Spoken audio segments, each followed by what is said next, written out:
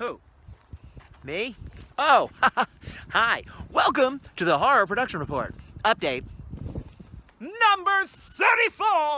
Well, it's the Horror Production Report! Update number 34. That's the 4.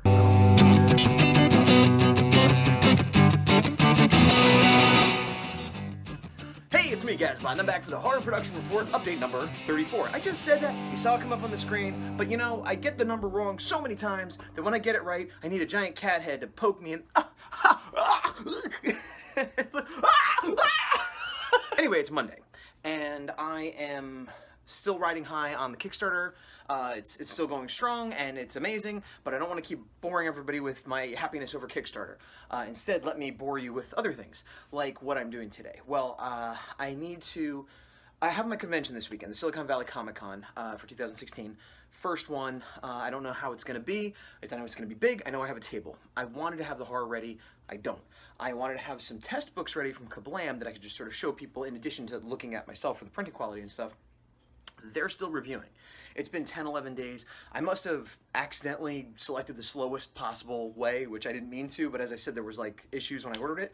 So I might not have that. But what I will have, hopefully, is postcards. I just designed and mocked them up. It's basically just the front cover and some text and things like that with the Kickstarter banner that I'm going to go to FedEx Kinko's and have postcards printed up that I could give out at the show, that I could put on the freebie table. Maybe I'll put in some local comic shops to generate more interest in the Kickstarter. Not that I need it. I mean, I'm. It's weird because I overfunded my goal quicker than I possibly could and more than I could have ever imagined. And I don't want it to seem like I'm greedy. Like I need even more. Like I am thrilled. If I don't get another cent, I'm still amazingly happy.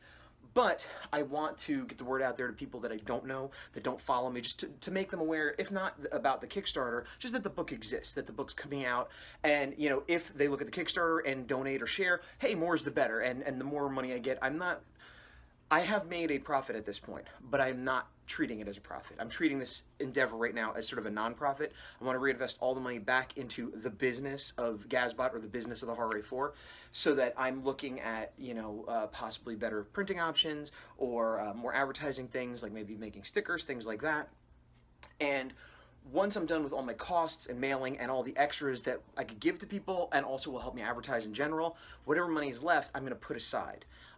You know, in a worst case scenario, I will use it instead of taking a job. I'll pay myself with that so I can get issue done quicker. I don't really want to do that though. What I really want to do is have that money aside so that when issue 2 comes along, if I don't have enough money to print it, if the Kickstarter doesn't go as well, if the support isn't there, I'll have this little bank vault of money to draw on. And I want to just keep reinvesting into the project to make sure it gets done. I don't want to get to issue 3 and stall out because of lack of funds or something like that.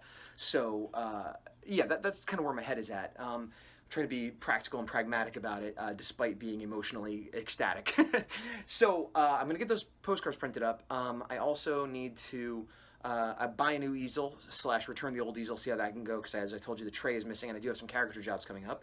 And I need to go to the post office, do a few other things. I got to run around and do some stuff. But the main horror-related thing I got to do today is get those postcards made, and so that is where I'm going right now. Went to FedEx Kinko's. I couldn't get their online website thing to work, so I had to go in and set up the print manually with them, which took a while. I would say I was there for close to an hour, and part of the problem was that when we finally got it all squared away, the price they quoted me for the postcards was double what was quoted online. And then the manager, they were nice, but it was just troublesome. And the manager basically was like, you should get it online, it's cheaper. And I said, yeah, but your website doesn't work. So then they let me order it online through their computer and get the price that I wanted. So it all worked out well. And then went to Michael's, and now I'm going to Walmart. Tuesday. It's been about 10 days, and Kablam still isn't ready to print or send. So I'm heading out to FedEx Kinko's, where I got my flyer postcardy things done for the show to help advertise the Horror A4 Kickstarter and just general existence of the book. It wasn't supposed to be done until Thursday night. They had said they'd have it tomorrow, meaning today, and I was like, well, you could get it to me Wednesday or Thursday during the day. There's no rush. I'm like, oh, good, thanks, because we're swamped.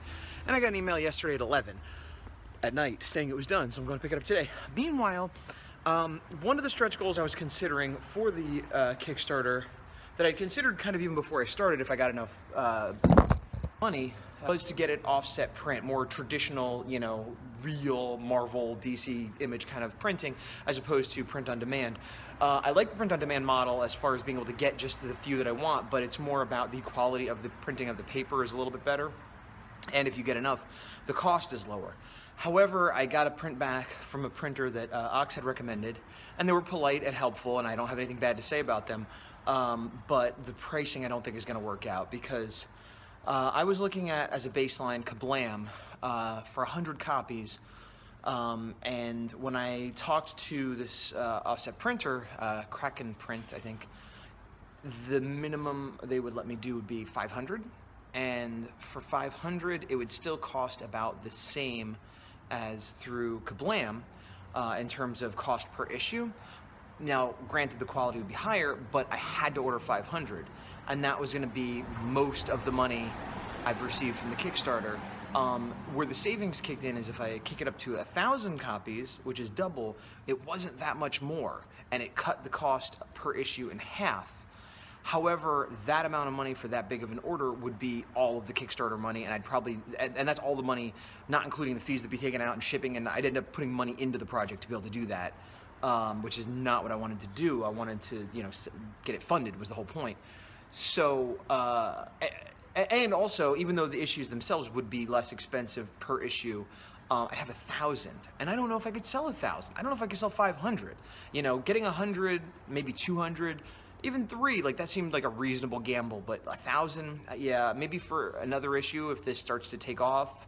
I'll keep them in mind for the trade, but for right now, it doesn't seem like offset printing is going to be a feasible thing to do for the Kickstarter, certainly. Okay, back from the printers. That was extremely fast. This is the card. It's about 4.25 inches by 5.5. It's not gigantic. It's bigger than a business card. It's a little thinner paper than I would have liked, but it's a free giveaway, and they got it printed super fast, color on both sides.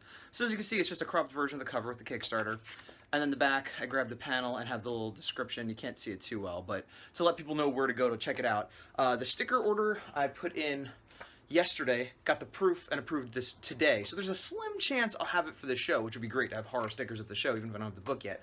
Now this is all stretch goal money funding from the Kickstarter, but I'm putting the money up front because I know I'm going to get it, so I'm trying to expedite the process. And one of the things I talk about in my videos is trying to reduce risk, and this is an example of that, where, okay, I physically can get these made now with the knowledge that I'll pay myself back when I get the Kickstarter money, and this helps to get the word out. And the stickers, I don't want to be scrambling to print stickers on top of everything else when it funds, so this way I'll have it all done. And the added bonus is that I'll have it early to give away or sell at shows or whatever I end up doing with them.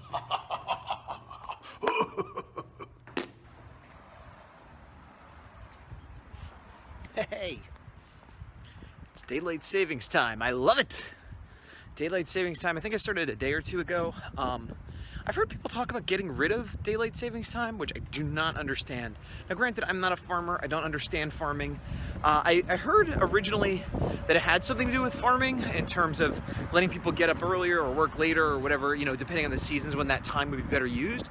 But I've since heard that that is not true, and that it actually had more to do with the war, I think World War II.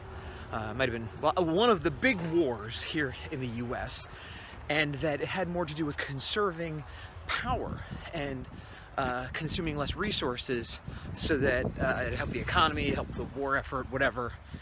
And that was the original basis. Now, whether farmers later benefited from it or not, I do not know. And I could be mistaken about this. This is just the, you know, surface level research I have done. Regardless, I've heard people speak about getting rid of daylight savings. I am always thrilled when daylight savings comes, and I'm always bummed out when it leaves. And I don't think I'm alone. I think most people feel this way. Or at least I thought everybody felt it this way, but I guess not everybody does. And they talk about getting rid of daylight savings time, and I'm like, let's get rid of standard time. Let's get rid of, you know, now, because we push it up, it's 7 o'clock. I've made and eat dinner, I'm going for a walk. The sun's going down, but it's still nice out. I can still go for a walk. Previously, it would be dark. I mean, I could go for a walk, but it's not the same. I certainly wouldn't be going through a walk in the park here where I wouldn't be able to see where I'm going. And so, I guess it's for people who get up early, don't want it to be dark when they get up. But people that get up that early, it's dark anyway. And I don't know, it sucks in the morning, you know? Like if you're getting up going to work, who cares? Wouldn't you rather have an hour of sunlight when you get home? Anyway, that has nothing to do with anything, except for that I'm out here walking an hour later than I normally would be able to. I worked on some grays on the horror. It's weird because I have the Kickstarter going and it's funded, which means it's done and it's, oh, flowers, which means it's done and it's, I don't remember seeing that before. It's funded, so it's done. I mean, the book is going to be printed and it's pre-sold to quite a few people. But yet I'm like still not 100% done with it. And it makes me feel weird and irresponsible, but I'm not, because I went into it knowing this and it's done. I just have to finish up the grays and make a couple changes, no big thing. But it's, when I think about people that run Kickstarters when the book is not done, I can't even imagine that. And I know sometimes it's like a writer that has to pay an artist and they need the money to pay the artist, but then what is their deadline like? Months? I mean, I guess if you're a full-time professional comic artist and you're getting paid well enough, you could probably do a 22-page book in a month, but it's a weird amount of pressure to put on you. And what if something goes wrong? And I guess that's how people sometimes default on their rewards for their Kickstarters. I'm in no danger of doing that, but it's still an odd feeling to have sold books that are not 100% print ready yet. Anyway, I also got the postcards today, as I had said, and I put up an update with stretch goals. And it feels weird adding stretch goals after the fact. I was thinking I should have put them up front. Some people do put them up front, but a lot of people put them after. And that seemed more reasonable to like not assume I'm gonna get so much money that I need stretch goals. But I wasn't planning on having to put it up so soon. And so it took me a couple days to put up the stretch goals, and already the money had gotten so high that it passed what would have been an early stretch goal. An early stretch goal now, but a late stretch goal. Again, I got so much more than I thought I'd get, and I'm very happy and excited and thankful for that. But it put me in this weird position of like, oh, I was so not ready. I mean, I'm ready to print, I'm ready to ship, I'm ready to do all the things I said I was going to do, but I wasn't ready to deal with the success. And so the stickers are going to be printed. Here's the sticker. Now that's not, you know, the final, that's my mock-up. It's not their, you know, final art that they're going to print and put out, whatever. So everybody who ordered a physical reward gets that for free now. And of course I have extra printed up that I could sell at shows for $1 or include for free in a package I send out and just, you know, use as mild income slash money, use as mild income slash ad, you know, advertisement. I've been watching videos by Will Terry.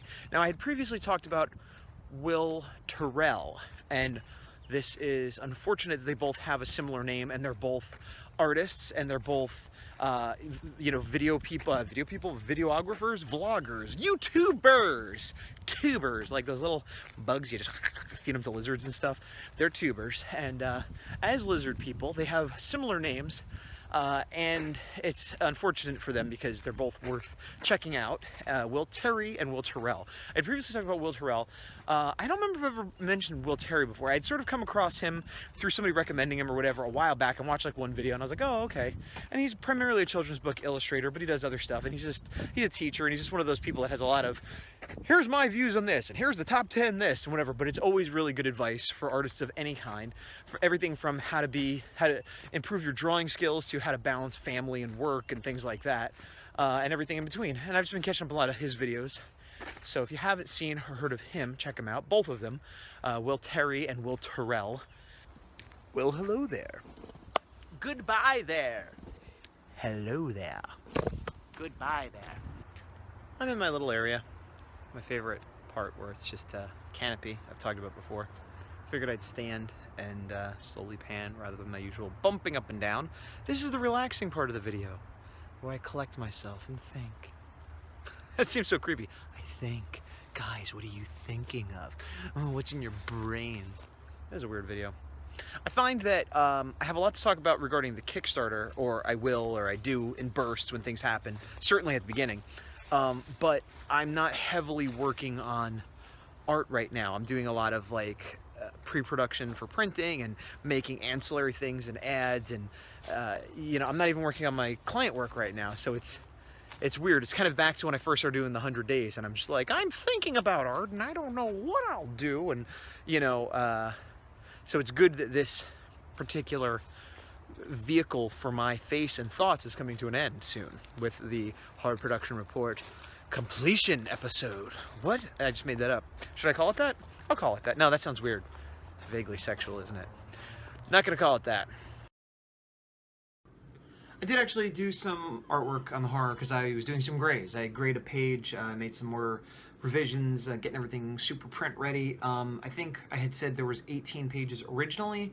I'm down to 11 that still need something done, some more than others, and likely that's what I'll be concentrating on tomorrow. It's going on 11 now. I'm going to take a break, may or may not come back to it, but yeah. No. Hi! Why am I laughing? Because I'm crazy. Because I'm crazy. Why am I crazy? I'm crazy because of Kickstarter. Kickstarter crazy. Gazbot go. It's Wednesday, and the Kickstarter's been going for less than a week. And as you know, I've met my goal. And it definitely had a bigger surge the first day or two. But got some more backers today.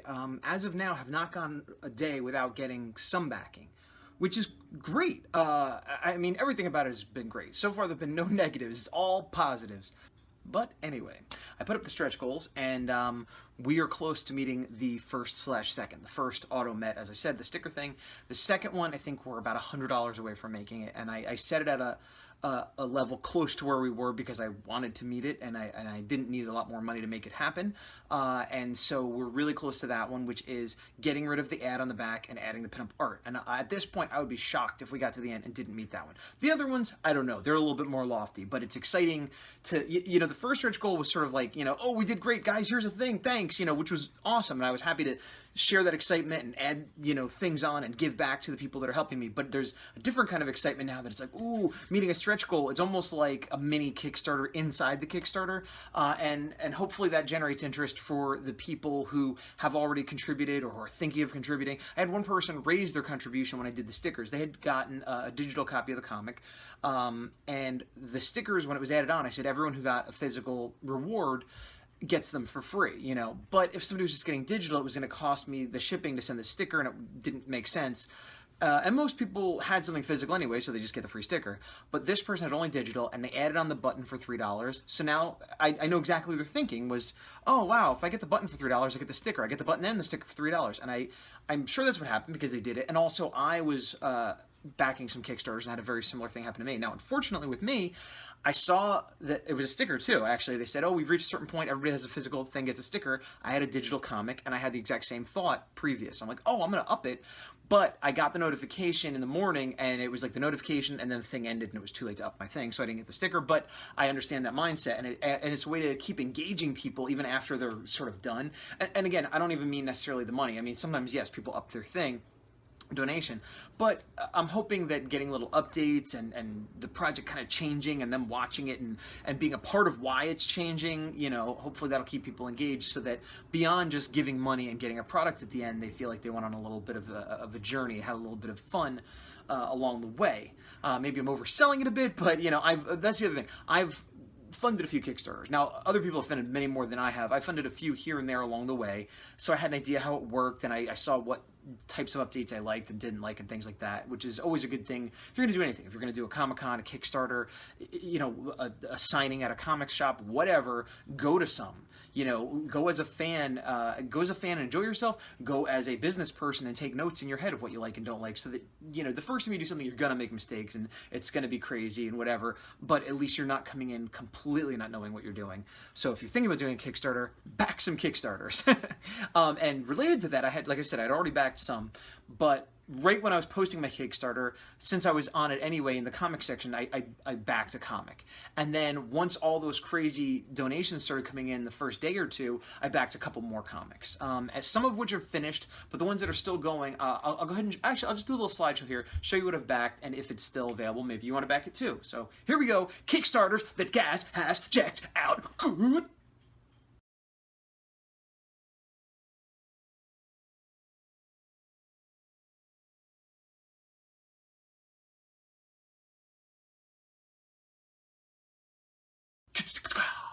Yeah.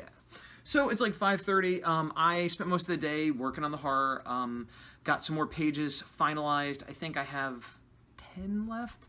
I had one I had to do all the grays on, and that takes a lot, and I think I have 10 left that I have to do something on, but the ones that I have to do full grays on, I think I've gotten most of them. Most of the ones I have left are a little bit of gray and other sorts of revisions.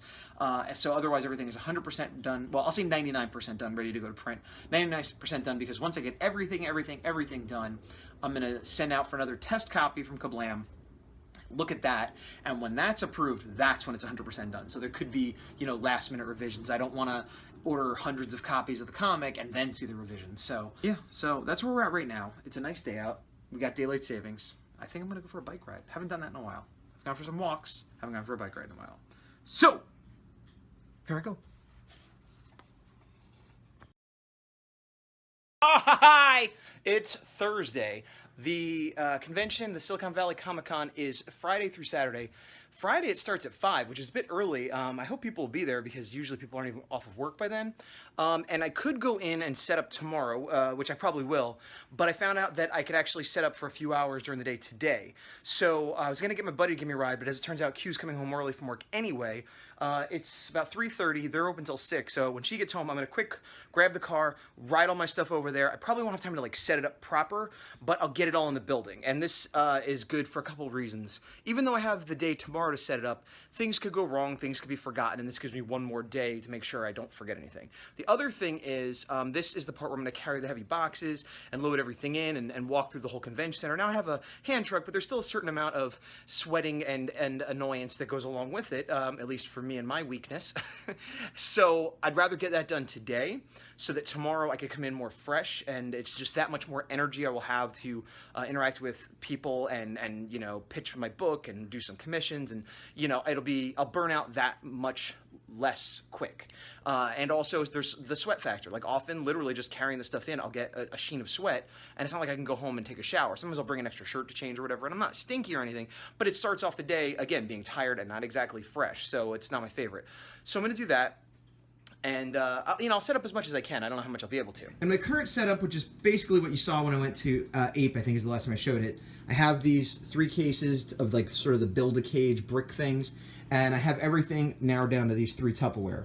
Now, I want to change my setup, but I decided not to bother with that right now, because a big part of what I'm going to change is I'm going to be promoting the book more. Now I have the postcards to give away, and I have some preview books left over, and I'm going to be talking about it, but I'm mostly going to be there to sell prints. So the next show, hopefully I'll have the books ready, and then I'm going to have a display of the books, and maybe I'll have time to get a banner or something, depending on how much that costs. But the point is, similar to how I don't want to change up the format of these videos right before the end, this is sort of the last of the old school convention, primarily selling prints, and I'm going to switch over. I'll still have prints, but I'm primarily going to be pushing my book, and so at that point I will switch up, which will either be the next convention or the one after at the very least. So I just tried to park at the loading dock at the convention center, which I've done many times for many shows, and I was told there was a line to get in. I'm like, okay, that's weird, but I'll get on the line with my car, I guess, which I've never had to do before. And they said, no, you have to also go get a pass. So go around the block and go to this other area and get online to get a pass from Marcella, then come back here and get on this line. This is not boding well for the Silicon Valley Con. This is another layer of unneeded bureaucracy and waiting. And it's 10 to 5, and I only have until 6 to unload, and I literally just want to drop my boxes off. I'm tempted to just park elsewhere and just go up the front of the building like I used to before I knew there was a loading dock, but I have a feeling that they have increased security and things like that, which won't let me do that for whatever reason. But I'm really glad I came today instead of tomorrow, but now I'm worried that having come today, I still might not be able to drop my stuff off. I guess we'll see. So I just spent about 10-15 minutes going around the block to the area where there's the other pavilion, which I'm familiar with because of Ape, which is where it was held, but the lot that is normally free is now a pay lot that you can't even pull into it for a second, and it's full anyway. And there are lines of people everywhere, but they are clearly students for the science fair. Everything says science fair. I asked somebody, what is this? They said, this is the line for science fair. It's not what I want. Came back around, same guy at the parking lot. He said, no, go around. You gotta get a pass from Marcella. I'm like, I didn't see a Marcella, I didn't see anything. So now I'm going around again. Third time around. Guy said she was there and saw me and just missed me. I went up and down both roads. There's no place to park. They all say no parking, despite saying that we can park there. and I didn't see anybody. I didn't see a booth where somebody would have been. I looked really good this time, and I asked somebody that worked there for the science fair thing. I said, I'm looking for Marcella. He said, I don't know who that is. He's like, wait, are you at the Comic-Con? I'm like, yeah. He's like, there was a lady over there, but she's not there anymore. Went around. The guy's like, no, she's there. She saw you. I'm like, ah. This is stupid. Just let me park. I just want to unload. Why is this different than it's been every other time? It's stupid. So I'm still not 100% clear on what is going on. I found Marcella, who is actually, I did recognize seeing her from a minute ago, but she's just some regular looking. So that was the girl. She came over to talk to me just now. And she gave me a piece of paper that is just like a yellow piece of paper that's like Silicon Valley parking pass. And she asked me my name, and I had to like write it all in so it wasn't pre-printed. So that's probably what was taking so long earlier in the day when there was a crowd, although there isn't now. I mean, there's a bit of, I mean, I'm on the line, but it's like 5 people ahead of me is what it seems. And the things I don't understand is, A, if we need a parking pass, which we never had before, why not just give it to us in our exhibitor info? They had like a webinar and they had all this like crazy stuff. Why not just give us a PDF to print that they know is going to the right person? I mean, you put the name on it. I don't know. But if they're going to hand it out, then there should be better signage. It was just a woman, and a short woman at that. Like, not that that matters, but I actually thought from a distance that she was a kid. So I wouldn't have thought that she was the person in charge. She didn't have a big sign. She didn't have a booth. She was just someone with a clipboard. And there was lots of people with clipboards for the science fair and parents and stuff. So I don't know how I was supposed to know it was her. On top of that, he kept saying, look for the line. There was no line. I guess there was a line earlier, but there was no line of cars or people other than for the science fair that I could find. And he was saying I was supposed to park on the street to the left of the building. Now, I thought maybe left, right got mixed up, but both sides say don't park here. And one of them is a one-way street. And so I went around twice, and she's like, okay. And I pulled around. I saw her. I'm like, are you Marcella? She's like, yes. I'm like, oh, okay. I need a pass from you. And she's like, okay, well, you got to get online. And I'm like, what line? And there were 3 illegally parked cars. She's like, that line right there. I'm like, you can't park there. And she's like, and it's not just no parking. It's like no stopping anytime. Like one of those, you know, like fire zone, get out of here. You're going to get a ticket. She's like, yeah, it's illegal and whatever. And not only were they parked where they're not supposed to be, but it was a one-way street. So I had to go up and make an awkward U-turn to do it. And it was stupid. And now I gave him the paper, and now I'm on a line of a few cars waiting to go in. And the guy in front of me is giving up. Weird. I don't know what's going on. That's him leaving. So it's almost 5:30, and we're supposed to only be able to load until 6. The guy in front of me left. Maybe he decided he didn't have time. He had to go. I don't know. But yeah, I thought maybe I could park here and just unload my stuff, but it seems like they're making us wait online while other people unload, which is a weird thing. This whole thing is weird. This whole thing is weirdly...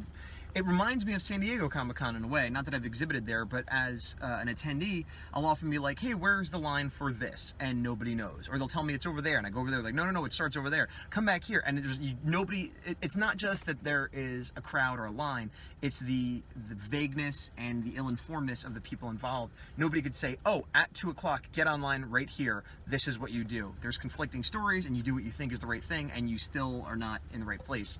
And that's kind of how I feel now, because I'm not even 100% sure if I should get out of the car or stay in the car. And if I get to 6, am I still going to get unload, or am I wasting a half hour sitting here on top of the hour I've already spent circling the block? Farts! That's cool. Everything's being built. This seems like it's going to be more deluxe than previous ones.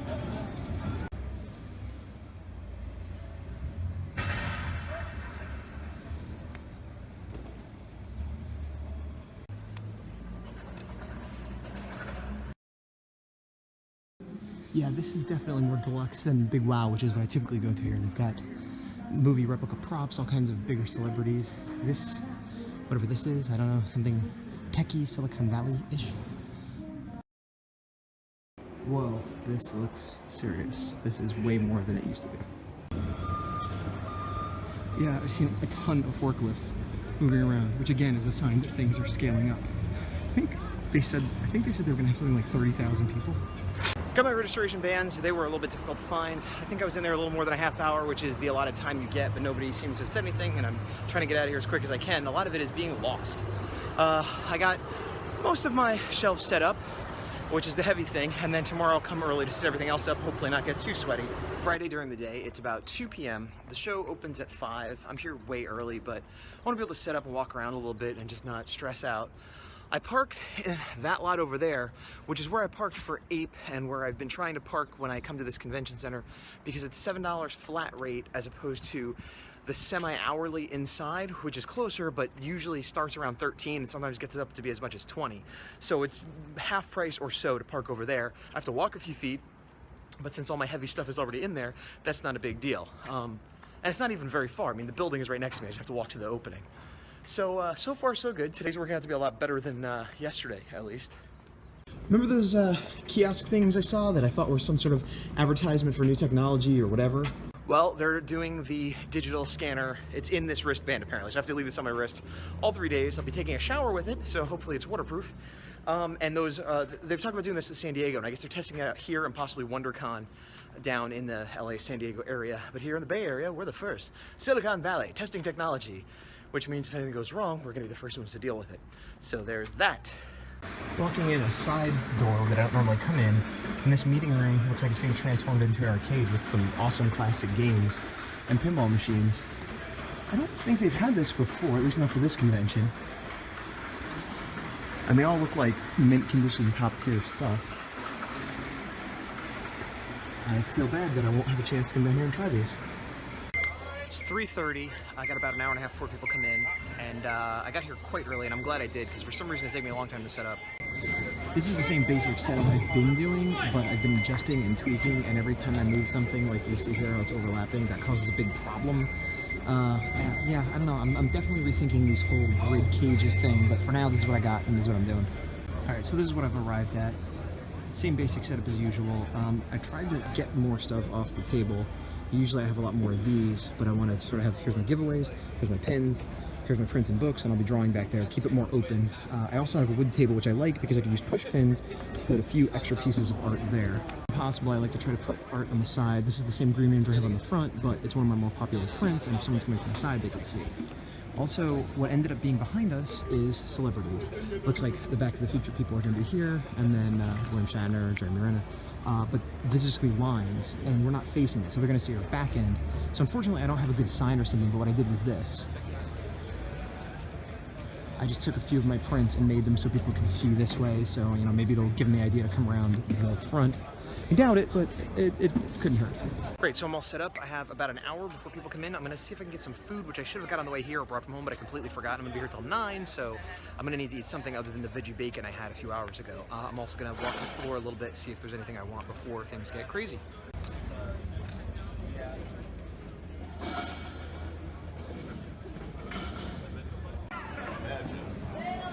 I do enjoy these quiet times, probably because I've gone to shows as a fan so much, I'm used to like the chaos. The beginning and the ending are kind of like fun times for me. Oh, bathroom. They have all the Back to the Future stars here, so this is a cool little setup.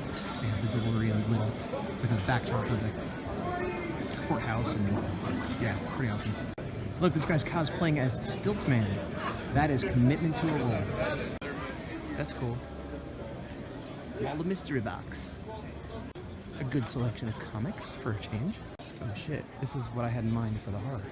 The biggest show they've ever had at this facility, and for a first show, that's saying a lot. They don't have chairs yet, they're on their way. And I just want to thank you all for coming in and supporting the first show. Let's have a great show, everybody. Badged out. There's like a crazy crowd. They said with the white badge, I should be the white wristband, I should be able to just get right back in. They literally have the 501st Stormtroopers keeping the crowds back.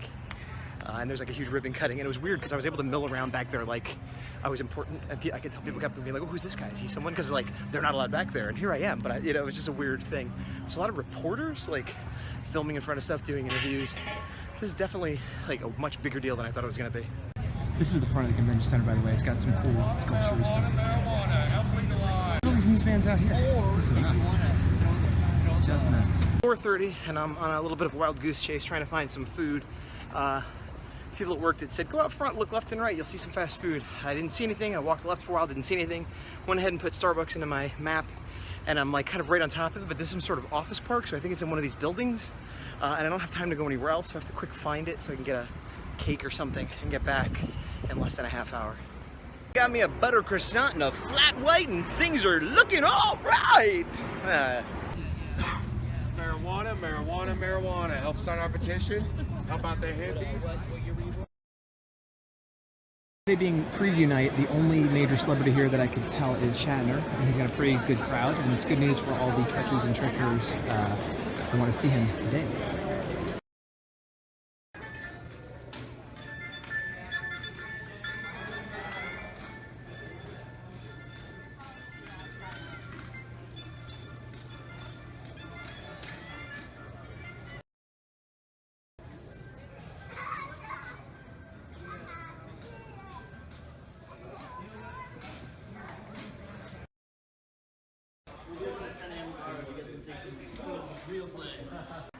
Show's over.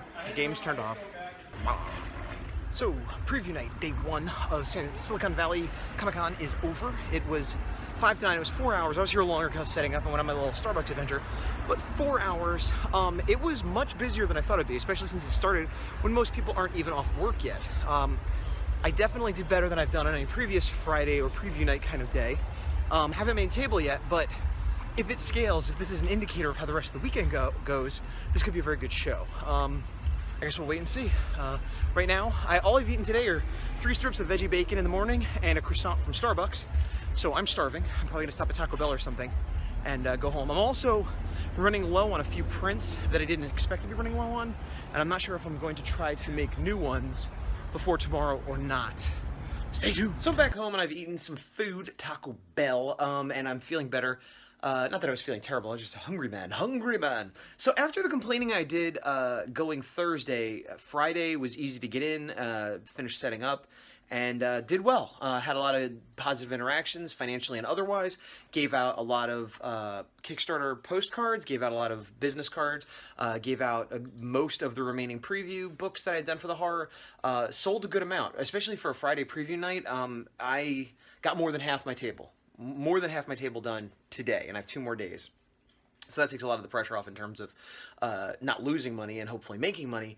And also I had a lot of good conversations with people about the horror, so hopefully they'll be backing the Kickstarter or being aware of it or whatever. But anybody, I didn't just give it to everybody, but anybody that was like, hey Godzilla, hey Ultraman, anybody that seemed to be interested in the sort of thing that I do, I was like, well, hey, if you like that, here's this, you know, whatever. So that's it for now. Now, one thing I am running low, running low meaning I have 1 left. I have 2 of my semi-popular prints is Bebop and Rocksteady from Ninja Turtles. My more popular print is I have Raphael as Misfit, as I've mentioned before. Bebop I've had for a long time, and every now and then I sell one. And people always bug me, hey, do a Rocksteady, do a Rocksteady. So I did a Rocksteady, and I printed up like 10 or 20 of them, figuring that all these people that I always see that want the Rocksteady are going to want it, but everybody, well, not everybody, but all of the local people that come to the shows I go to, if they want a Bebop, probably have it. However, I did print up 5 more Bebops when I did the Rocksteadies. However, the last 2 or 3 shows I sold, I think, 1 Bebop, and this show I've sold 3 already. So I have 1 Bebop left, and everybody's buying them by sets. So I'm trying to figure out if I could somehow print them up before tomorrow. The show opens at 10. The UPS where I got my prints in opens at 9, and I'd still have to take them to get cut at Kinko's. So I'd be cutting it real close, and I don't know if it's worth it. And I definitely can't do it Sunday. There are other places to get printing, but I've had bad luck with them, so I might just have the good problem of being sold out of one of my prints. Maybe I could sell a Rocksteady and then be like, oh, look on my Etsy store. Anyway, that's it for day 1, the preview night, Friday, and it was only, what, 4 hours, so pretty good. It's just before midnight. I'm pretty beat, but I'm also pretty psyched, so I sat down and I prepped 1 more page for the horror, just 1 more knocked off, and now what I decided to do is I'm getting the Bebop files ready and put onto USB, and I think I'm going to go to the printer and get them made, and I won't have time to cut them, but I could maybe cut them the next day or that night because FedEx is open until like 11, so I'd have them for Sunday. But I also have a paper cutter myself. It's like the roll kind. It's not super precise, and it kind of takes a while, but if I just have to cut like, I don't know, 5-10 Bebop prints, it might be worth getting and getting them and bringing them. So that's what I'm thinking of doing. But I'm at least getting the USB set up, so if I want to do that, I can. Saturday morning around 9:30, I was a good little trooper and got up early, around 8-ish, so that I could get ready to go to UPS, which opens at 9, for that small window before the show. I figured I probably wouldn't have time to cut them. I was going to bring my hand cutter to the show, and worst case scenario, I'd cut them, set them for tomorrow. But the short version is I spent about 15-20 minutes trying to get the things to print right, wouldn't work. I know all the settings, I've done it a bunch of times. For some reason, it kept printing the wrong size. Even had the guy come over and help me, and he couldn't get it to work. Somebody had changed some weird setting that nobody could figure out, and I had to leave. So I left, got nothing done. And now I'm picking up Q and going to the show a little bit late without prints. Well, without those prints. I know that's not very much fun.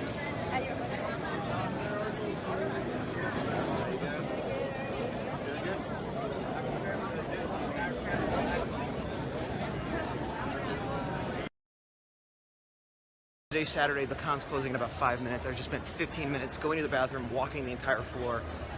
It's been crazy busy, making a lot of money, talking to a lot of cool people, giving away a lot of horror cards and things like that. It's been nuts. It's been great, and the people buying things are buying things that I wouldn't have expected, and I gotta go back to work.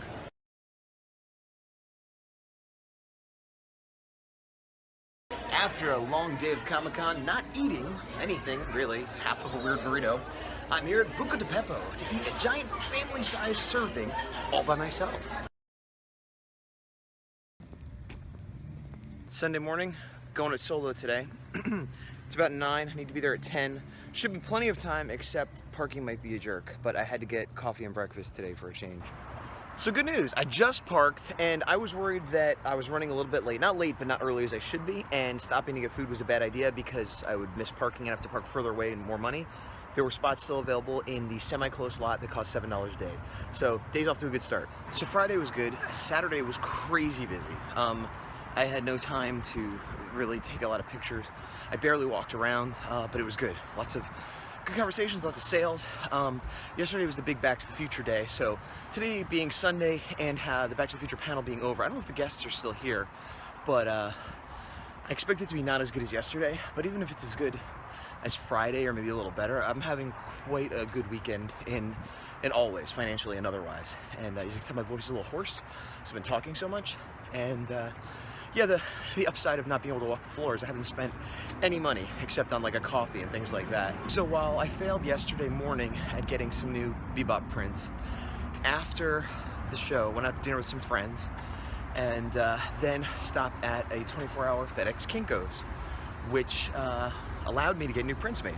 However, I've shied away from FedEx Kinko's because they cost more, the quality isn't as good, and that has been my experience once again. The print quality is okay, there's no flaws or anything like I've gotten in the past, but it just, I don't know, looks a little less sharp, a little less bright for some reason.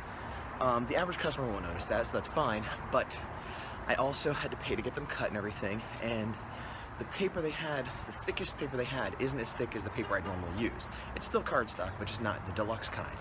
So I got a slightly less good print on thinner paper, and and I think it cost me it was close to $3 a print, which is way more than I pay at UPS.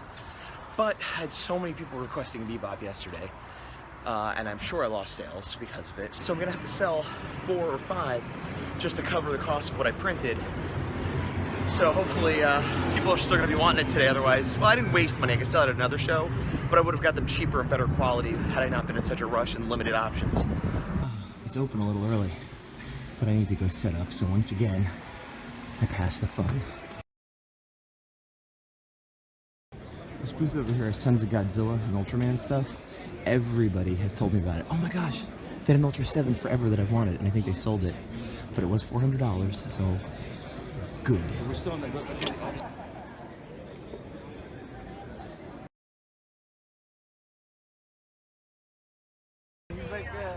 Well, that's the end of the thing. It's Sunday. I'm walking out to get the car. It's been a really good show. Did very well in all possible ways, and yeah. Goodbye, DeLorean. Goodbye, DeLorean. Only at a comic convention do you just randomly see the DeLoreans. Goodbye. Hey gang, Monday morning, the con is over and I am awake. It's around 10, so it's early-ish for the old Gazbot. My voice is a little hoarse from talking at the convention all day. We're out of milk, so I can't have coffee or cereal or most of my breakfast type choice things. So I'm on my way, not to the food store, but to the bagel shop. I'm going to buy some bagels and coffee. It's a little bagel shop I like to go to, but that I usually don't go on a random weekday.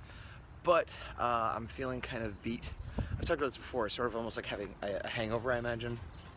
and I want to get some work done today, so rather than expending energy shopping and cooking, I'm just gonna pick up some food real quick, and then we'll go from there. Bagels and coffee achieved. I'm gonna go watch some TV, try to shake off the lazy, sore burntness, and I'll catch up with you guys later to give you a little bit more info post-mortem on the show, and then hopefully get some work on Kid Switch done today. All fueled up and caffeinated. Good cat here, so we're on track. And I'm catching up on emails and Twitters and Facebooks and all the social media stuff that has been flowing in over the weekend that I haven't had a chance to look at. And it's funny because often when I do a show, I'll be posting things along the way and kind of letting people know what's going on, which causes a lot more feedback that I can't really look at until Monday. So I hit Monday and I'm kind of like ready to work, but I'm like, oh, there is a lot of stuff I got to catch up on, which is what I'm doing. And of course, one of those things is checking on Kablam, and as you can see, they still are not ready to do anything. So I'm definitely gonna consider paying for the express version the next time I get anything. Hey guys, it's me, your old buddy Gazbot. I really am your old buddy now. I just wanted to take a minute to thank everybody once again for the financial support, the shares, the likes, everything. Just it's a big ball of win for me and the Horror A4, and I thank you so much for it. Super excited to get moving on to the next issue already, but I'm still focused on what we got going on here. And what we got going on here is, in addition to funding the project, we started hitting some stretch goals. Stretch goals that were met before I even had the time to put them up. The first being, of course, the sticker, which I talked about before. I wasn't even going to create a sticker, but because of you guys and gals and dogs and penguins and whoever is donating, thank you. We made stickers, or we have made stickers. We will get them in, and everybody who got a physical reward will get a free sticker now. They actually have already been printed, and they are on their way to me. I put the money up front to get them done so that they'll be ready to go. The next stretch goal we hit this weekend, and I'm a little late in acknowledging it, but that's because I was at Silicon Valley Comic Con this year. It was a great show, met a lot of people, sold a lot of artwork, and gave out almost all of those postcards for the Horror A4 Kickstarter I talked about. So hopefully soon you guys will have some new friends in Kickstarter Horror Land. But the new goal that we hit, the stretch goal, is the no Kablam ad and instead a pinup. So the back cover was going to be a Kablam ad because that saves a lot of money on printing. But since you guys have been so generous, I no longer need to have an ad at all in the book. I will have some house ads for friends, comics, and things like that, but not a commercial ad for Kablam at all. And instead, I'll create a new pinup art, which does not yet exist. I'm going to have to get cracking on that. And that will be the new back cover. So thank you so much. In addition to that, we have other stretch goals. The next is Pin Pals. What's Pin Pals? Well, one of the reward levels, you already get a pin. I'm going to create another pin design that if we hit that, there will be another pin design, and if you've already got any physical rewards, you will get that pin for free. So already everybody has a physical reward is getting a sticker. If we hit the next one, everyone's going to get a pin.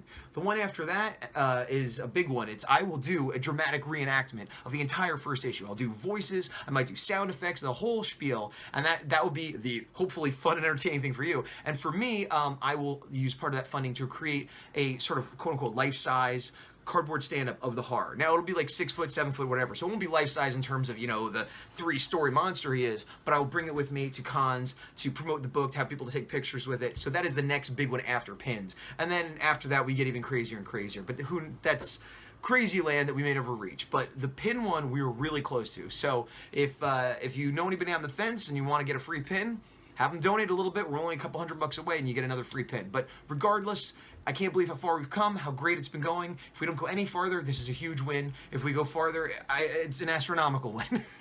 So thanks so much, and I hope I live up to your expectations. Raining good again. I don't know if we're quite out of the drought, but I think we're getting there. Good out of rain drought.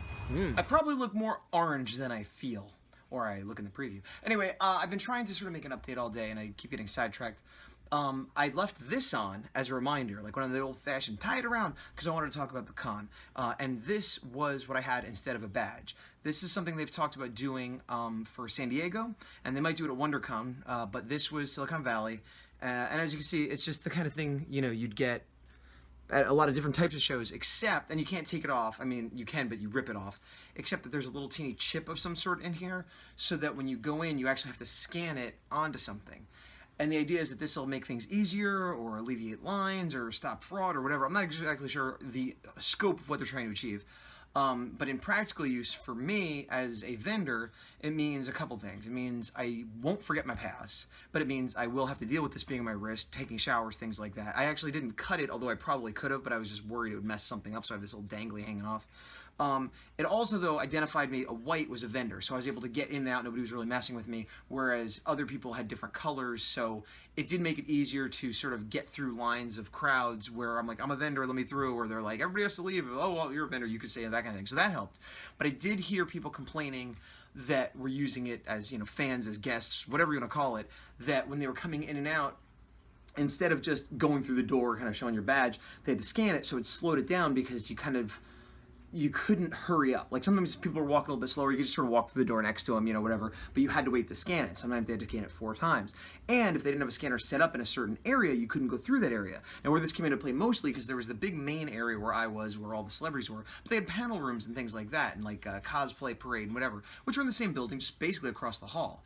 But when you left the room, you had to scan, and then you had to scan again, so I guess people were like, getting caught up in lines just to go across the hall, and then not every doorway could be used because it isn't even enough to have it manned by a person there, they have to have a machine. So sometimes people would want to go through a door and they'd be like, well no, you got to go down, you know, 500 feet, 1,000 feet down there, fight through the crowd, then go through there and then come back up. And so I don't know how bad it was. This is just sort of secondhand reports I got from a few people at my table. From the vendor point of view, it was fine. So we'll see how it goes in the future. So that was one different thing. Now this venue is San Jose Convention Center. I've been there 6 times maybe. I've been there for Big WoW the last 5 years. I've been there for Wizard World once. I may have been there for something else that I'm forgetting. Big WoW got a little bit bigger each year, and every time I got a little bigger, I tended to do a little bit better in sales. And I was never sure, is it because it's getting bigger, or is it because my work's getting better and my setup's getting better? Because, you know, I'm improving not just as an artist, but as a vendor, as someone who knows how to set up a table, how to engage with people, that sort of thing. I still have a lot to learn, just like I have a lot to learn as being an artist. But when I did Wizard World, it was theoretically a bigger event, and it was one of my worst shows in terms of engaging with customers, in terms of sales. There was just a lot of sitting around being bored time, and I was right across from the celebrities, facing them, and there was a lot of times when the celebrities were like playing on the phone, and I'm playing on my phone, you know. It was a good show in that that's where I met Jason David Frank, and I got some prints, and I had some good fan experiences, and I got some cool toys. But it's almost indicative of, like, I guess I wasn't that busy because I had time to go around and, like, meet people and buy toys and do things like that when I kind of ideally wouldn't have. And that's what happened at this show. I was swamped the whole time. I never really had time to leave my table. In the morning and at night, I would sort of swim in and take a quick picture or two and see if there's anything I want to buy without really being able to. And then once or twice I'd go to the bathroom, somebody watch my thing, and then, like, I'd sort of look as I went to the bathroom. And that was it. So there was a lot going on at this show that I couldn't look at. And I was right next to the celebrities again, but unlike Wizard World, I wasn't facing them. There was sort of my wall of stuff, and then back, and then there was the celebrities. Now, I don't know if that was better or worse. You know, but I did make a lot more sales, but I think that's because the volume was huge. They had something like, I heard 30,000, I heard 35,000, I heard 45,000, but a lot of people, and it was sold out, especially Saturday. It was Friday, Saturday, and Sunday. Now, Friday, I did well. I did well for a Friday because it started at 5, and people are usually at work and everything. Didn't have an amazing day, but I had an amazing Friday. Saturday was a great day. I made table, and everything on top of that was gravy, and then Sunday I did almost as well as I did Friday, and it was an hour shorter, and, you know, some of the guests weren't there, and the big Back to the Future panel, which is the huge draw, was Saturday. So, it was less busy than it was Saturday, but there was still a lot of sales. So maybe while there was less people, those people were more concentrated in the sales floor and whatever. And it was weird because it was still considered Big WoW, the Big WoW Pavilion within Silicon Valley Comic Con. And there is no Big WoW convention this year, but it didn't feel that different. It was the same room, and they had some technological stuff sort of in the middle, and then they had Artist Alley split, which was weird. I'd never seen. So, like, there was the side I was on, and then all the way on the other side there was another Artist Alley. Now, I heard this is because there was a waiting list, and I got in early, so I got in, like, the first, or I don't want to say main Artist Alley, because they were indistinguishable from each other, but I was in the first one, and then the people who were on the waiting list got put in the second one. But I talked to some people there, and they said they did well. I talked to a vendor next to me that had art and things like I have, but they did just as well, probably better, to be honest. And I talked to a friend of mine that runs a comic store that was selling toys, and they were also selling original art stuff because they also produced the Shadows of Oz deck that I'd worked on, and so they did really well. And a couple people that bought that would come over and have me sign it, and some of them bought prints, and just everybody I talked to, and vendor-wise, did very well, financially and otherwise.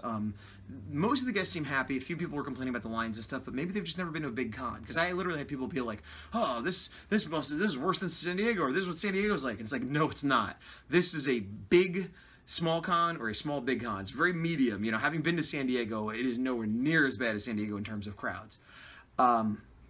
But like I said, they had some big name celebrities. But the main thing is they definitely got the word out there, because I had a lot of people coming saying this was the first time they've ever done a con. I had people asking me for advice, like, what should I look at? What should I do? You know, I tried to help as best I could, but having not been to this particular con, I'm like, well, here's some basic tips, you know. Try not to eat in the convention center. Try not to buy everything you see when you first see it, you know, as they're buying things for me. But I, you know, ring them up. I'm like, Ma, don't spend money so quickly. Oh, that's 20, thank you. You know, but no, you know, like sort of broad things. But it just showed that a lot of people heard about the show, even though there had been a comic convention and a Wizard World that had big stars and stuff, you know. And when I say big stars, I mean like current big stars, like people from The Walking Dead, and you know, Bruce Campbell was there, like, you know, big-ish. I don't know what constitutes a big star, you know. I mean, maybe not as famous as Michael J. Fox, but certainly a crowd draw, you know, William Shatner, people like that. And so, but those other, the Wizard World and the other shows I've been to were never this highly attended. And so it's one of those things where it illuminates something we all know, but how much of our destiny is out of our control, especially life in general, but as an artist as well, that, you know, my setup has been evolving and changing, but the setup I had at that show, as I've talked about, I want to change it again, has been the same for the last couple shows I've done. And those shows have gone from being not good, like the last couple shows I did were not good, to doing okay and making a little bit over table.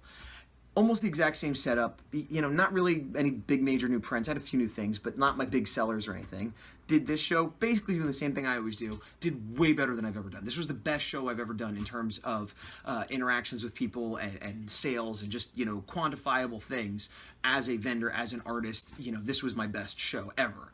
And I didn't do anything that much different, which is, again, I'm in the same building. So it's clearly the marketing was different. Somebody did something, Wozniak's name did something, you know, but I've been at shows with Stanley, I've been at shows with William Shatner, I've been at shows with some of these same celebrities and not had the reaction I had. And I think that is, again, because of forces outside of my control that I might not even be seeing. You know, I saw a couple billboards and things like that for Silicon Valley, but it didn't really register me how much of a big deal this was going to be until I was in it. And it's funny because when I'm sitting there at my table next to some people that I've seen at other cons, across from another, you know, artist, it doesn't feel that different. It feels like, oh, it's just busy, but it's the same, you know. Then when I would get up and walk around and I'd see the gigantic line waiting to take a picture with Christopher Lloyd with the DeLorean and, you know, things like that, I'm like, oh man, I guess this is kind of crazy and big, you know, but like in my little bubble it seems the same, just very busy. One big difference is I stopped doing any sketches. I did one sketch the first day, a sketch cover, which I really don't like working on sketch covers.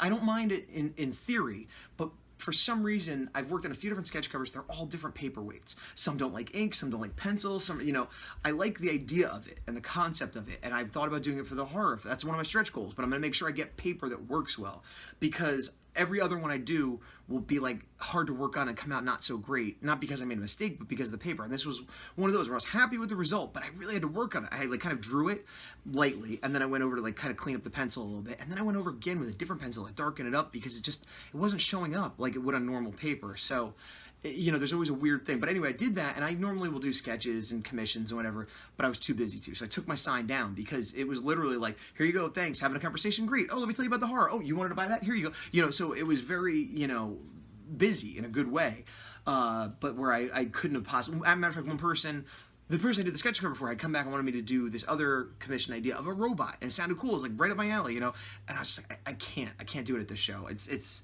you know, I can maybe quick, you know, do a Spider-Man head real quick or something, but that was like the most I could possibly do. And he wanted something more involved, which sounded fun, and I hate turning away a customer. I hate turning away money. I hate turning away an opportunity to do a fun drawing, but I just knew I couldn't do it. But again, overall, a very positive experience. And you know, I tried to I wanted to document it more, kind of like what I did with Ape, which was not a very successful show. But because it was so successful, and Friday I was by myself, Q came Saturday, Sunday she came for half the day. But it was a thing where there was never any time. Every time I thought like, oh, maybe I'll pick it up and walk around, you know, I mean, and I showed you a little bit, but that's literally all the filming I did. It's not like, you know, I cut stuff out or had a little monologue. Like, there was just no time, which is a good thing. Well, there's that. Silicon Valley Comic-Con 2016. I hear next year they're going to do that and Big Wow separately, and I'll try them both and see which one works better, and maybe just do one, or hopefully they'll both be good. I don't know. I mean, I've been pretty down on cons, and this one kind of flipped me around. I'm like, well, if I do bigger cons, maybe I'll do better, because I do know people that do print similar to what I do, and without ego getting involved, are, you know, on the same level, or some are a little below, some are a little above, but like certainly not like, you know, if I'm sitting next to Jim Lee and he's making $1 million, I'm not like, why him? Why not me? But there have been artists where I've thought that, and not in a negative, competitive, like screw that guy kind of way, or what's so great about her, but more of like objectively, like what I have and what they have are not that significantly different, and they're doing shows that, and again, not literally sitting next to me, but they're telling me that they do these bigger shows, and they're telling me about all the money they make, and how like, oh, I do this one show and it makes as much as I make the whole year, and I do this show and it pays for the flight out there. I'm like, what shows are you doing that is paying for a flight and a hotel and a table and you're still making a profit? That's crazy to me. But if they're marketed the way this one is, and the people come in wanting to spend money and buy things, I can see it. Because you know, again, I made so much more money this show than I made more money at this show than I did like the last 5 shows combined, you know, and so I kind of am thinking maybe that's it. Maybe I'm doing these small shows, which are good for exposure, and they're good when I'm trying to push the horror and stuff and just sort of get people to know about my work, but in terms of selling and making money, not so good. So if I do go to these other shows where I have to pay more for a table or fly out there, or the shows that I thought were like too big to do, either because I wasn't a big enough artist or because it was too much of an investment, maybe doing those bigger shows have bigger rewards, and maybe that's the whole point, that you get to a certain point, and not that you have to stop doing small shows, but that becomes just a little side thing when you feel like doing it, and these big shows can actually help put money in my pocket. And while I'm not looking to be a professional congoer, although I've met several people like that's their job, you know, not just artists, but you know, vendors of other kinds and craftspeople, where they just do shows and art fairs almost every weekend, but that's their whole job. During the week, they just make art, and then they sell it on the weekend, and that's it. And like, that sounds pretty great, you know? I don't know that that's what I want, but if I could do more cons, not every weekend, but certainly more than I've been doing, and sell prints of things that I just enjoy drawing and sell, as well as selling my comic and promoting that, and then during the week, I don't have to take any client work, and maybe I do a few less caricature gigs, that sounds good. Like, you know, if I have to do work for other people, if I have to do client work, if I have to make money, and, you know, while I'm very happy with the way the horror is going, you know, the laws of averages tell us that I'm not going to be making enough money to live on selling this book, at least not for a long time. That if I have to make money in the meantime, maybe doing shows is something viable, you know, if not completely, but to supplement my income so that I have to take less client work. So, I don't know, something to think about. It's been positive. It's been a positive, not negative, not equal. Positive. It's a specium ray. That's an Ultraman thing. I gotta go. Bye. This is shot out of sequence, as you can tell by the change in scenario. But I wanted to add to the Comic-Con wrap-up, the Silicon Valley Comic-Con wrap-up. The other thing is, I had printed up about 250 of the postcards for the horror, and I gave out more than half. I didn't count exactly, but I had 2 big stacks. One went away, and one partially went away, which was great. It was good to have those to hand out. As of now, I don't think any of those translated into Kickstarter donations. With the possible exception of 1 or 2 people I ran into at the show that I knew in some capacity already, that donated over the weekend, but I don't know that that was because of the postcard. It might have been because they saw me. It might have been a reminder. It might have been coincidence. However, that being said, even if I don't get any Kickstarter backers from that, I don't necessarily regret it, because it was people getting prints and things that then had the awareness of the book, is what I said. So that, you know, if they come to another show and they see the issue, the first issue, the second issue, whatever, there's that subconscious, like, oh, this is a thing. I've heard of this. Like, you know, when somebody sees Spider-Man, they know it's a thing. Now, obviously, it's not going to be that big, but just, I find that even, it works in myself too, like if I see a cosplay or a poster or some reference to some comic I've never heard of, and then later I meet the artist or I see something else of it, it's a thing, it's more established. It's not like, what is this? I've never heard of it. It's like, oh, well, I remember seeing that postcard 6 months ago, a year ago, so this is a thing. You know, it just gives it sort of a longevity, and it cements it as being worthwhile and real in someone's mind in a way that I don't understand completely, but seems to be true from my observation and my personal experience. So while it could be argued that that was sort of a waste of money, I don't think so, because it's still advertising and it's still raising awareness. Also at the con, I didn't really have time to do much shopping or looking at other people's art or anything. Only 2 things did I get. One is this.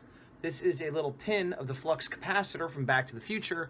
It was $10, but that goes to benefit Parkinson's research, so it's a little bit of charity. And when you turn this, pretty cool. pretty cool, and the fact that it helps charity even better. I got that on my way in one morning, and the other thing I got on my way home, like 10 minutes before it closed, I ran by to get it because I saw somebody there had an indie kaiju comic like mine, so I got it. And this is Kodoja, and I bought it from, it was either Foster or Smith. I don't know if it was the writer or the artist. I barely talked to them. I gave him a Kickstarter thing. He's like, I do monsters too, thanks, blah, blah, and then left. But you can see it's also black and white interiors, similar to a certain horror A4. And so it seemed only right that I support a fellow kaiju artist. Haven't read it yet. I just sort of grabbed it, and that's all I got from the show. Got a box today. What's in the box? Well, take a guess. Stickers. It's in a form I would not have expected. This is 250 stickers. This is the sticker order. They're vinyl stickers of the horror A4. It's a little difficult to see with the reflection.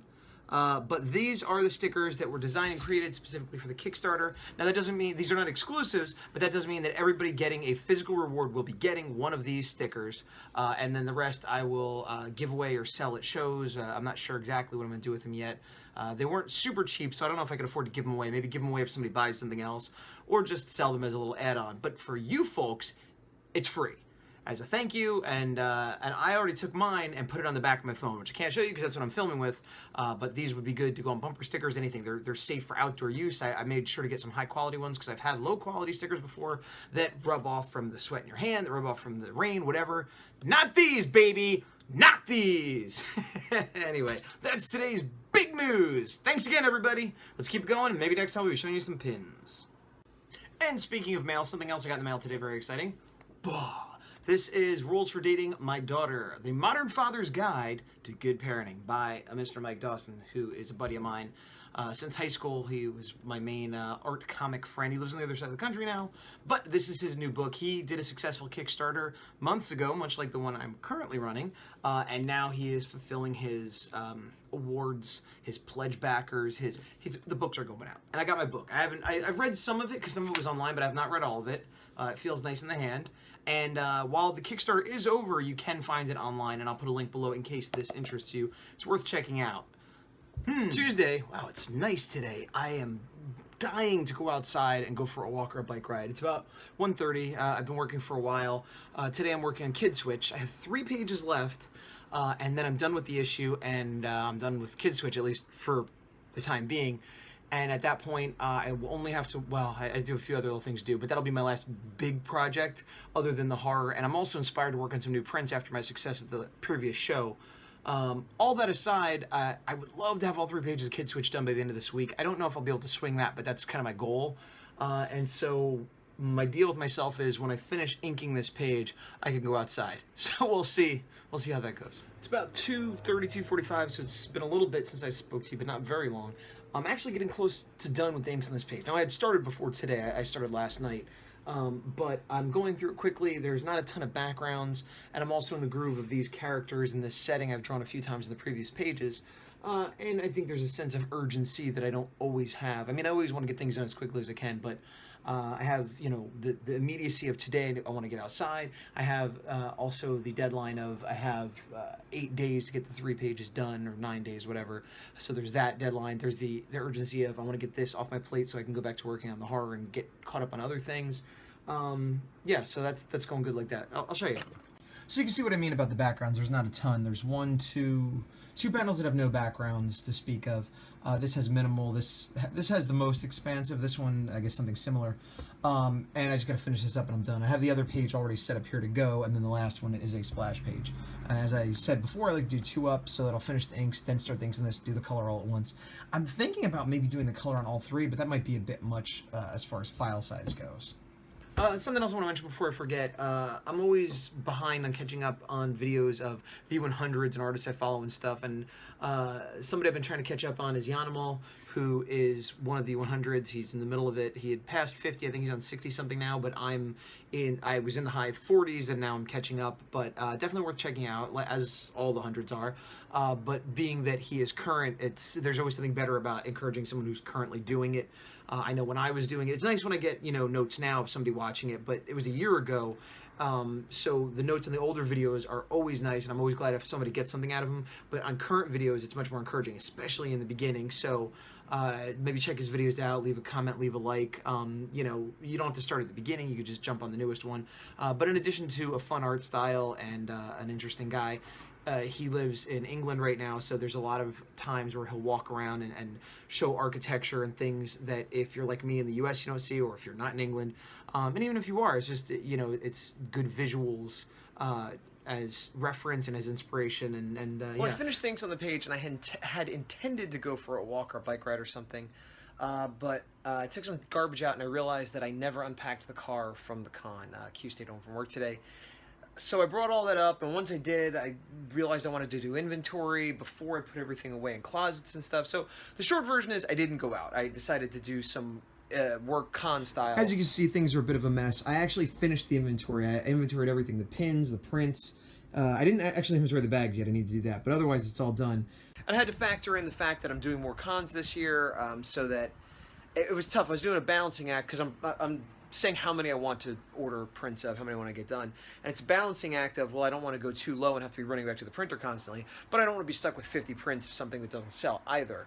I'm also, you know, as I said, rethinking the whole way I'm going to set up my structure. I want to kind of get rid of the grid locked together basket style I have, which has been good for me, better than what I used to have, but I'm thinking of going more the tripods with the pipe style like a lot of people do nowadays.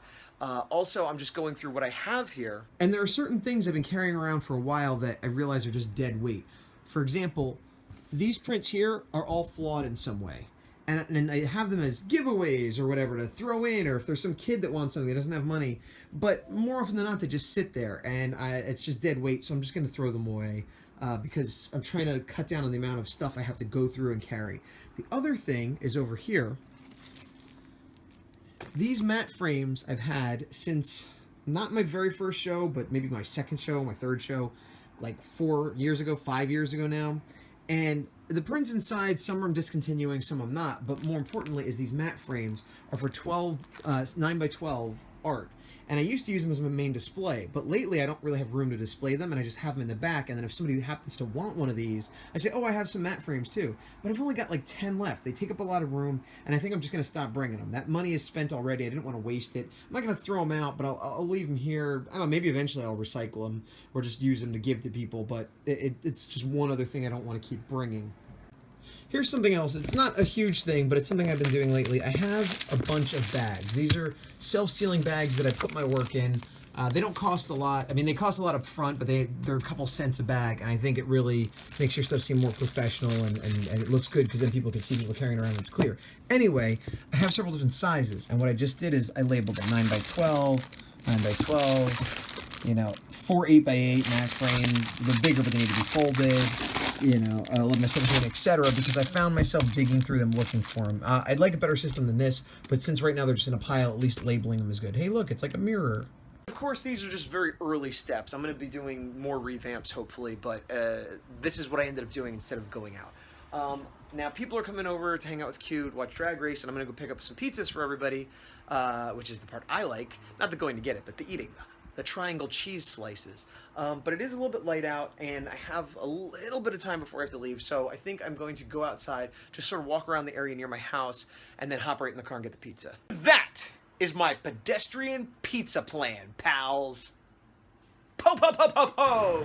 Alright, I'm heading off to get the pizza now, and I think I'm going to close out this video. I may have had more things to say, but I have a feeling it's getting quite long, what with the con and everything, and Kickstarter and blah blah blah, and tonight, Q's gonna have people over, so I could be working on Kid Switch or Horror or something like that.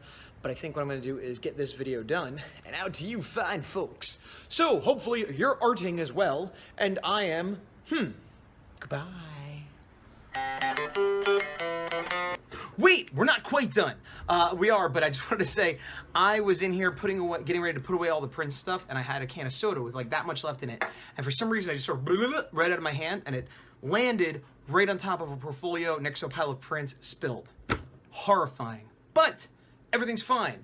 I did have to spend some time wiping up with paper towels, but every print was in a plastic sleeve, and everything in the portfolio was in a plastic sleeve, so I had to wipe a bunch of pages and, you know, maybe spend a half hour wiping up things, but not one single print or piece of artwork was damaged. So, all right, we now return to your regularly scheduled end credits. Beep, beep, beep, beep, beep.